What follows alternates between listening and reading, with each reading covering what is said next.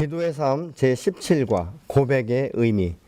하나님의 뜻에 따라서 살기 위해서는 당신에게 죄가 있다는 것을 아는 것은 매우 중요한 것이죠. 죄를 고백하기 위해서는 죄가 있다는 것을 먼저 깨닫고 인정할 때 우리가 비로소 회개가 시작됩니다. 성도에게 죄가 있을 때에는 성령은 그 사람의 이 새 성품에 대해서 말을 하기 시작하는 것이죠. 성령에 대해서 모독은 자신의 새 성품을 부인한 것보다도 더 심각한 일이고, 잘못인 줄 알면서도 계속 행하는 것은 하나님께 대한 큰 제약이 되기 때문에 가능한 한 빨리 깨닫고 인정하고 회개하고 돌아설 때 참된 이 자유가 우리 안에 임하게 되는 것을 보게 됩니다. 문제 1번. 사람이 아무리 외롭고 지혜로워도 하나님의 뜻을 따라서 살아야 되는데 안 되는 이유가 무엇입니까? 이 마태복음 16장 21절로 23절에 보면 예수님이 이제 때가 되어서 고난당할 것과 죽음 당할 것에 대해서 말씀하시고, 내가 죽어도 영원히 죽는 것이 아니라 3일 만에 부활하실 것에 대해서 분명히 말씀하고 있는데, 이 베드로가 예수님에게 말씀할 때 절대 그렇게 할 수 없습니다 라고 말씀을 드릴 때 예수님께서는 사단아 물러가라고 말씀하고 있습니다. 그러면서 내가 하나님의 일을 알지 못하는구나, 오히려 내가 이 땅에 있는 것에 얽매여서 땅의 것을 생각한다 라고 예수님께서 아주 질타하시는 모습을 우리가 봅니다. 하나님의 뜻을 따라 살아야 되는데 안 되는 이유는 자신이나 어떤 의견이 하나님의 뜻보다도 하나님의 방법보다도 더 낫다고 생각한다는 의미를 우리가 가지고 있습니다. 예수님은 당신이 이 땅에 오신 사명과 목적을 이룰 때가 되었기 때문에 분명히 예루살렘에 올라와서 장로들과 이 대제사장들과 서기관들에게 많은 고난을 받고 죽임을 당하고 3일 만에 부활하실 것을 말씀할 때 베드로는 자기 생각은 도저히 이것이 용납이 되지 않았습니다. 왜냐하면 베드로는 그동안 변화사에도 함께 갔고 예수님과 늘 수제처럼 그렇게 동행했기 때문에 주님이 떠나면 못 살 것 같은, 또 주님을 따르기 위해서 자기가 이 생활하던 모든 것들을 다 버리고 쫓았다라고 성경은 말씀하고 있지 않습니까? 그렇기 때문에 내 인생 가운데 주님이 떠나는 것은 내가 결코 인정할 수 없습니다 라면서 이 예수님께서 이 죽음과 부활에 대해서 말씀하실 때도 안 된다라고 이제는 나서는 것을 우리가 성경을 통해서 알 수 있게 됩니다. 인간적으로는 주님을 사랑하고 주님 편에 선다고 생각하지만 하나님의 뜻과는 전혀 다르게 자기의 뜻, 자기의 생각 이런 것에 대해서 마치 하나님의 뜻인 것처럼 말하는 사람들이 너무 많습니다. 오늘날도 많은 그리스도인들 가운데서도 기도 몇 번 하고 하나님의 뜻이다라고 일방적으로 주장하기도 하는 것을 우리가 보죠. 때로는 웃지 못할 그 일들이 있는데, 청년들 같은 경우는 이 배우자를 먼저 생각하면서 기도할 때 마치 자기의 마음 가운데 먼저 선입견을 가지고 기도하면 하나님께서 자매는, 형제는 내 동역자다 이렇게 아주 말씀하신 것처럼 말하고 있는데, 사실은 하나님께서 그것이 사실이라면 하나님은 양편 다에게 말씀을 하실 것입니다. 그렇기 때문에 때로는 우리가 어떤 기도 이 목적을 가지고 나아갈 때 내 생각과 내 결정을 가지고 하나 앞에 나가 기도하면 마치 그것이 반드시 이루어져야 되는 것처럼, 그것이 하나님의 뜻인 것처럼, 그것이 진리인 것처럼 그렇게 과감하게 말할 수 있지만, 사실은 주님 앞에 나가 기도할 때는 모든 것을 내려놓고 시작하고 하나님의 약속과 말씀, 이 음성을 듣는 일에 집중해야 될 것입니다. 예수님은 당신이 이 땅에 오신 사명과 목적, 이 때가 이루어질 것을 이미 보고 계신 것이죠. 그리고 이 예루살렘에 올라갈 때 어떤 일들이 일어날 것에 대해서 분명히 알고 계셨음에도 불구하고 피하지 아니하고 정면으로 직면하게 되는 것을 우리가 봅니다. 이것을 통해서 우리가 알 수 있는 것은 하나님의 뜻과 사람의 뜻과 다르다. 하나님의 계획과 인간의 계획이 다르다는 것을 우리가 알게 되는 것이죠. 그러나 예수님께서는 이 땅에 오셔서 사실 때 하나님 아버지와 일치하는 삶을 사셨고, 아버지가 일하시니 나도 일한다라고 말씀하고, 나는 내 말을 스스로 하는 것이 아니라 나를 보내신 이의 말씀을 내가 대언할 뿐이다 라고 말씀하는 것을 또 성경을 통해서 알 수 있게 되는 것이죠. 그래서 이 누가복음 2장 49절에 이 예수님의 육신의 부모가 마치 예수님을 잃어버린 것처럼 그렇게 생각할 때 아버지 집에 내가 있어야 된다는 것을 모르십니까? 이렇게 말씀하는 것을 볼 수 있고, 요한복음 10장 30절에는 나와 아버지는 하나다 이렇게 말씀하고 있고, 요한복음 17장에 보면 아버지와 내가 하나인 것처럼 또 너와 내가 하나가 되고 너와 아버지가 하나가 되기를 원한다라고 주께서 말씀하시는 것을 봅니다. 우리가 성경의 인물 가운데 창세기 5장 22절에 보면 에녹은 하나님과 300년을 함께 동행했다라고 말씀하겠는데, 여러분 우리가 이 세상 가운데 살면서 300년을 하나님의 뜻에 맞추어서 나를 산다는 것, 이거 결코 쉬운 것은 아닌데, 계속 에녹은 하나님과 동행하다 보니까 친밀해지다 보니까 그것이 자연스러운 삶의 일부분이 되었던 것을 우리가 볼 수 있죠. 또 창세기 6장 8절 이하에 보면 이 노아가 방주를 지을 때 120년을 방주를 짓는데, 사실은 이 120년 동안 하나님과 함께 동행했다는 사실을 알 수 있게 되는 것이죠. 그래서 구체적으로 배를 어떻게 지고 창문을 어떻게 달고 이런 그 부분들에 대해서 세세하게 말씀하시는 그 여호와 하나님과 함께 동행했기 때문에 이 모세가 120년 만에 방주를 완성할 수 있었던 것을 우리가 볼 수 있게 됩니다. 야고보서 2장 23절에 보니까 아브라함은 하나님의 벗이다 라고 말씀을 합니다. 이것은 어디에서 근거하냐면 창세기 18장에 보면 내가 하는 일을 나의 벗인 아브라함에게 숨길 것이 있겠느냐 라고 말씀하시면서 소돔 고모라 성의 심판과 멸망에 대해서 아브라함에게 먼저 말씀하시는 것을 우리가 볼 수 있게 되는 것이죠. 하나님의 뜻과 일치하는 삶을 사는 것은 현명한 것이고 지혜로운 것이고 하나님과 친밀한 교제를 통해서만 이것을 알 수 있는 유일한 방법이 되기도 합니다. 문제 2번, 하나님의 뜻에 따라서 살지 않을 때 오는 결과가 무엇입니까? 당신의 삶과 비교해 보십시오. 아모스 3장 3절의 말씀인데요. 두 사람의 뜻이 같지 않은데 어떻게 동행하겠으며? 라고 말씀하고 있습니다. 이스라엘 백성들이 하나님 앞에 범죄함으로 인해서 공의 하나님께서 그들을 벌해야 하셨다는 사실을 우리가 알 수 있고, 아모스 3장 2절에 보니까 땅의 모든 족속 중에서 내가 너희만을 알았으니 그러므로 너희 모든 죄악으로 인해서 내가 너희를 벌하리라 라고 말씀하고 있습니다. 아모스는 이스라엘의 범죄가 하나님과의 교제를 깨뜨렸다라고 정확하게 말하고 있습니다.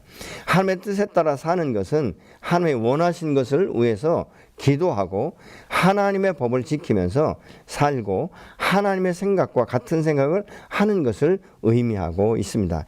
하나님의 방법 대신에 내 자신의 방법을 선택하는 것은 바로 죄가 하나님과의 교제를 단절시키는 것처럼 여러분 이것은 응답되지 않습니다. 우리가 하나님의 뜻대로 살지 않는다면 하나님과 동행한다는 삶은 이루어질 수가 없게 되는 것이죠. 로마서 3장 23절에 보면 모든 사람이 죄를 범하였음에 하나님의 영광이 이르지 못하더니 라고 말합니다. 이 죄가 드러나면 우리는 바로 고백하고 회개하고 또 용서는 하나님과의 교제 가운데 매우 중요하다는 것을 우리가 알아야 됩니다. 문제 3번, 죄를 해결하기 위해서 고백해야 하는데 고백이 첫 번째 단계를 이 말해 보십시오 라고 말씀하고 있죠. 에레미야 3장 13절 상반절에 보니까 너는 오직 내 죄를 자복하라. 이는 내 하나님 여호와를 배반하고 이렇게 말하는데, 자복한다는 말은 히브리어 야다인데 알다, 이해한다 이런 의미가 있고요. 배반한다는 말은 파샤인데 반역한다, 범죄한다 이런 의미를 가지고 있습니다. 그렇기 때문에 여호와 앞에 범죄하는 것, 이 부분에 대해서는 철저하게 우리가 알고 회개해야 된다고 말씀하고 있죠.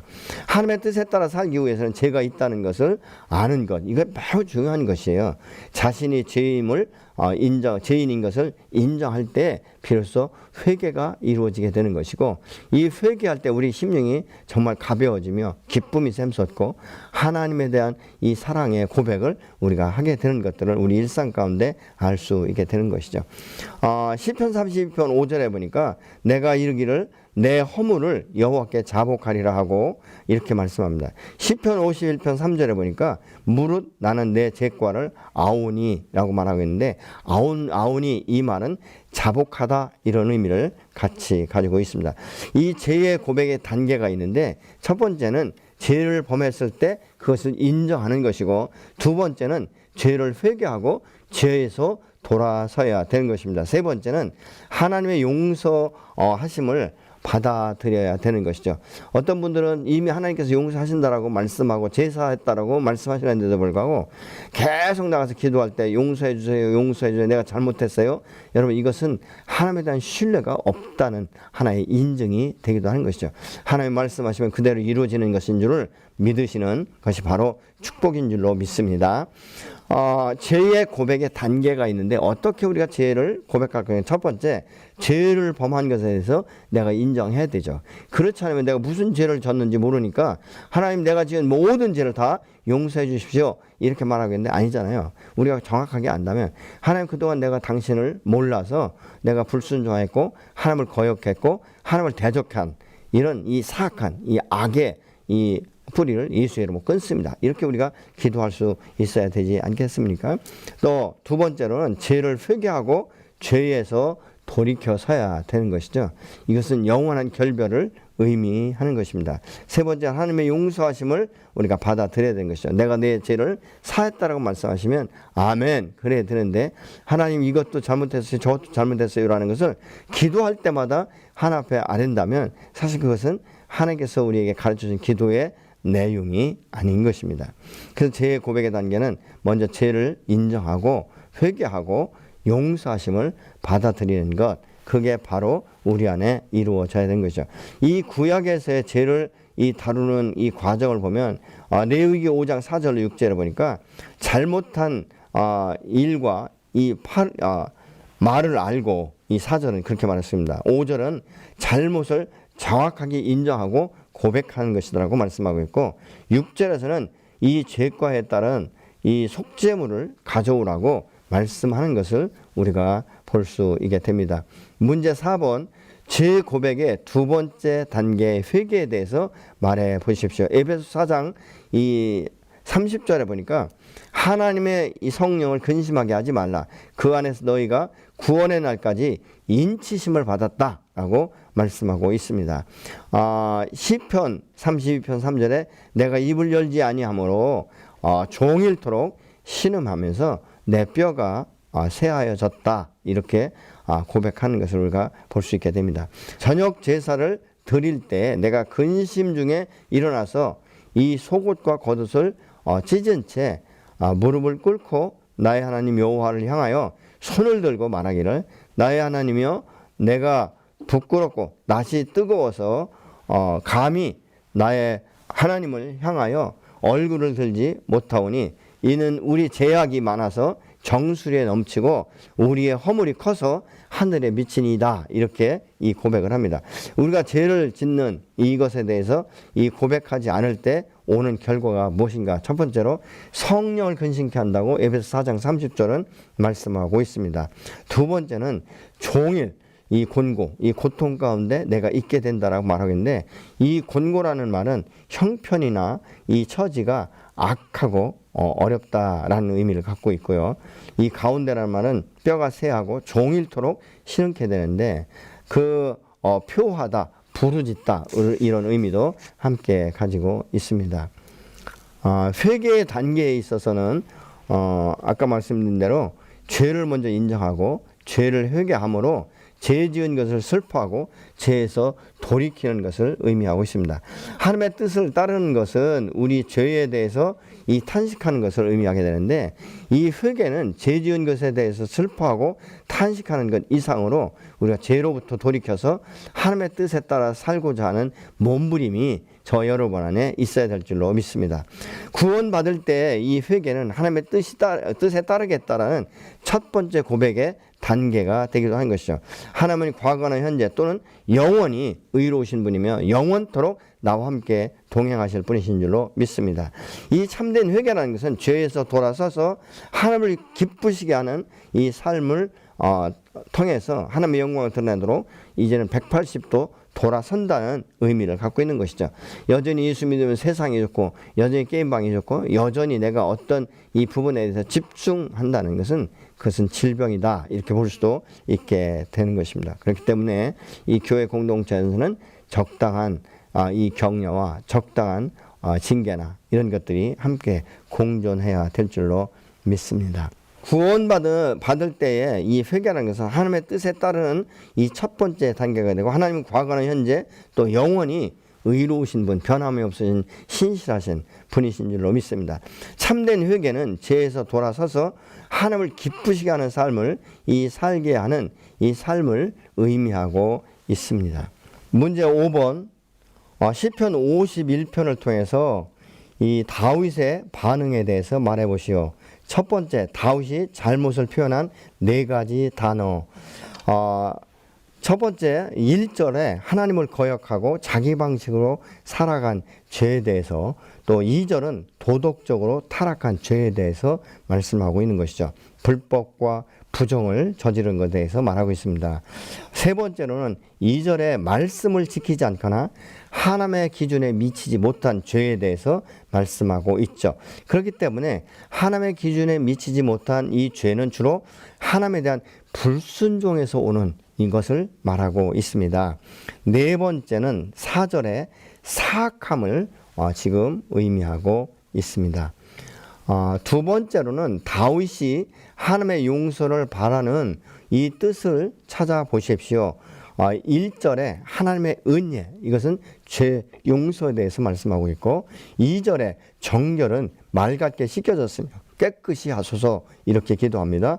또 7절에 보니까 정결에 대해 다시 말씀하고 있는데, 씻어주소서, 눈보다 더 희리이다 이렇게 말씀하고 있습니다. 14절에서 보면 죄에서 구원에 대해서 말씀하고 있는데, 피 흘린 죄에서 나를 건지소서 이렇게 다윗이 고백을 합니다. 15절에 보면 입술을 열어 찬송하는데, 입술을 열어 주소서 이렇게 지금 다윗이 고백하는 것을 볼 수 있습니다. 세 번째로는 다윗이 고백과 회개의 결과로 일어난 변화와 기대를 말해 보십시오 라고 말하는데, 6절에 보니까 다윗이 지혜를 알게 되었고, 7절에는 죄악이 회개했을 때 눈보다도 더 정결하게 되었다라고 말씀하고 있습니다. 그래서 내가 정하리이다 라고 말하는데, 깨끗하게 하다, 정결케 하다, 순결하다 이런 의미를 갖고 있습니다. 8절에 보면 즐겁고 기쁜 소리를 들었다라고 그가 고백을 하죠. 10절에 보면 정한 마음을 받았습니다. 이 정한 마음이라는 것은 순수한, 깨끗한 이런 의미를 갖고 있습니다. 또 정직한 영을 받았다라고 말하고 있는데, 이것은 확고하다, 준비하다, 확립되다, 고정되다 이런 의미를 가지고 있는 것이죠. 그래서 이 다윗은 하나님 앞에 회개하고 돌아섰을 때 자기 마음 가운데 순수하고 깨끗한 것을 그는 알았고, 또 그것에 대해서 확고하고 이 확립된 것을 다윗이 깨달았던 것입니다. 12절에 보니까 자원하는 심령을 주셨다라고 말씀하는데, 고린도후서 3장 17절에 보면 주는 영이시니 주의 영이 계신 곳에 자유가 있느니라 이렇게 말씀을 하고 있습니다.